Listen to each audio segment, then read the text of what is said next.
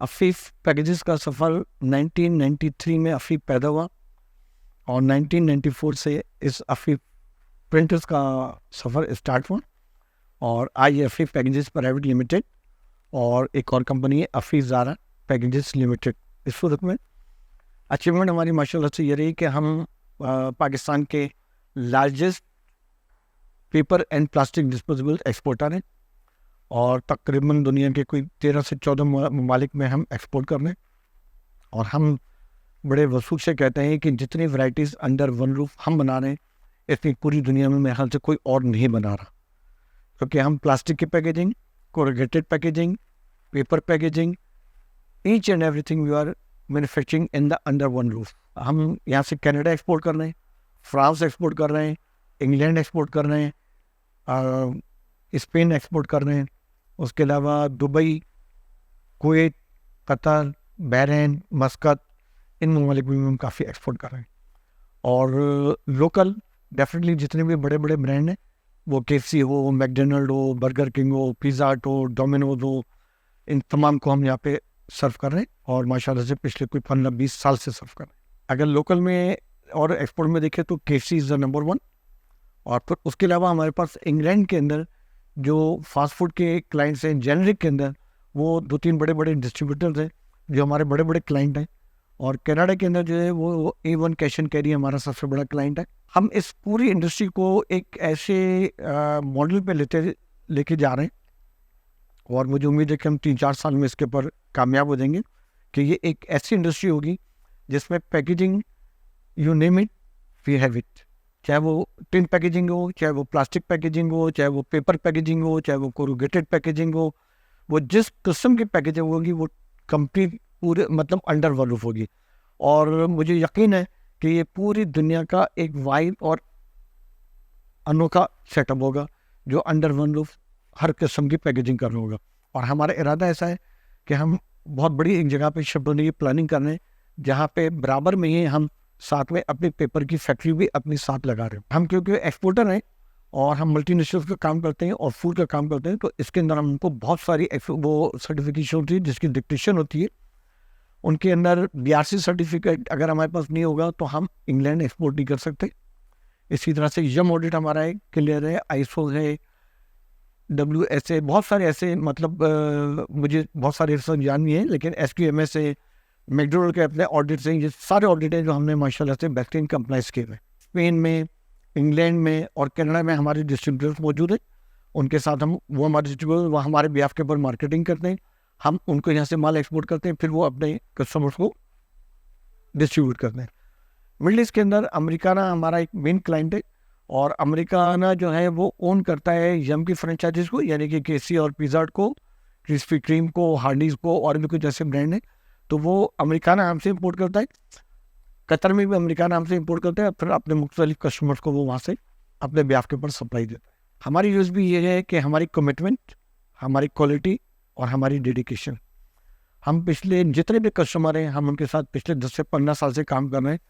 और हम अपने कस्टमर के प्रॉब्लम को अपना प्रॉब्लम समझते हैं, चाहे वो कोविड की सूरत में फ्रेट के प्राइसेस हो, चाहे वो इंटरनेशनल मार्केट में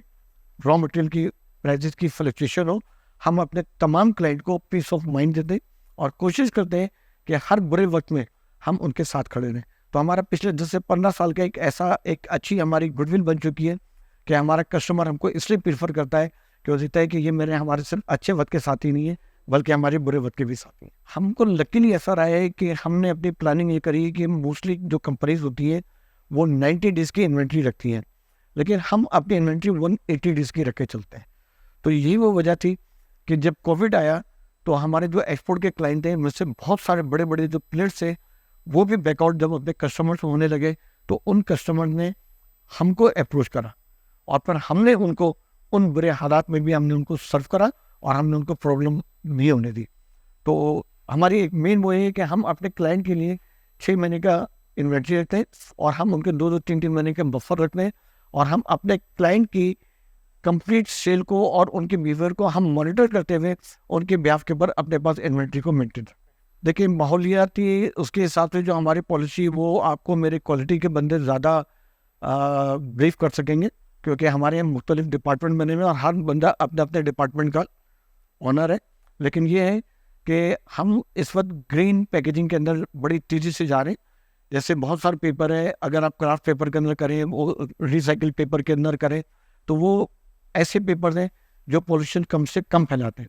और हमारी इसके अंदर बहुत अच्छी कमांड है। और इस वक्त इंटरनेशनल कम्युनिटी जो है इसके ऊपर बहुत ज़्यादा वर्क कर रही है। तो हमारे जितने एक्सपोर्ट के कस्टमर हैं, हम उनके साथ मिलकर शाना बशाना इस ग्रीन पैकेजिंग के ऊपर बहुत ज़्यादा काम कर रहे हैं। हम CSR के अंदर पिछले कोई 15-20 साल से काम कर रहे हैं, और स्पेशली जो हमारे जितना स्टाफ है उनके बच्चों को पढ़ाना, उनके बच्चों की तालीम, अगर उनके बच्चे बड़े हो गए और अगर उनको कहीं बाहर भेजना है तो उसके ऊपर भी हम माशाल्लाह से बड़ा काम करते हैं। इसी तरह से एक 2-3 मुख्तलिफ NGOs है, उनके साथ भी मिलकर हम बहुत ज़्यादा काम कर रहे होते हैं। और हमारी कोशिश होती है कि जब भी कराची के ऊपर कोई ऐसा बुरा वक्त आता है, चाहे वो कभी अर्थक्वेक आ जाए, कभी सैलाब आ जाए, कोई ऐसी चीज़ आ जाए, तो हम गवर्नमेंट के मुख्तलिफ डिपार्टमेंट के साथ मिलकर इसके ऊपर काफ़ी काम कर लेते हैं, शाना बशाना काम कर लेते हैं। और फिर हमारे पास एक राशन प्रोग्राम होता है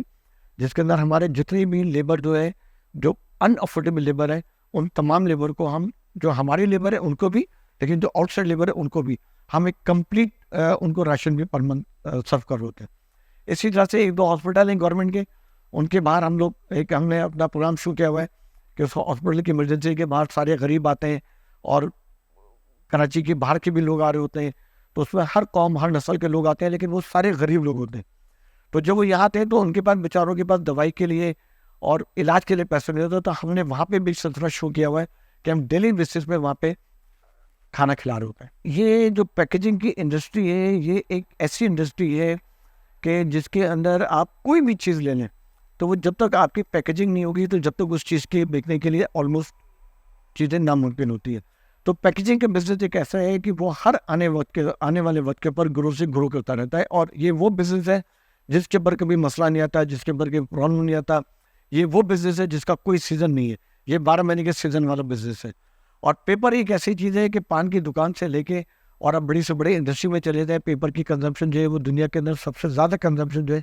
वो पेपर की है, और हम पेपर ही बेचते हैं। हमारी अभी तो हम इसके ऊपर प्लान, हम B2B के ऊपर ज़्यादा थे, लेकिन अब हमारी प्लानिंग हो रही है कि हम बड़ी तेज़ी से इलेक्ट्रॉनिक सेल के ऊपर जाएंगे और B2C के ऊपर जाएंगे, but it will take little bit time. क्योंकि हमारा मोटो ये रहा है कि हम हमेशा, और हमारी कामयाबी ये रही है कि हमने हर वक्त के साथ साथ अपने इक्विपमेंट में काम करा है, हमने हर वक्त के साथ साथ अपने प्लानिंग के ऊपर उसी हिसाब से हमने अपना चेंजेस करते रहे। तो अब क्योंकि ज़माना दोबारा चेंज हो रहा है,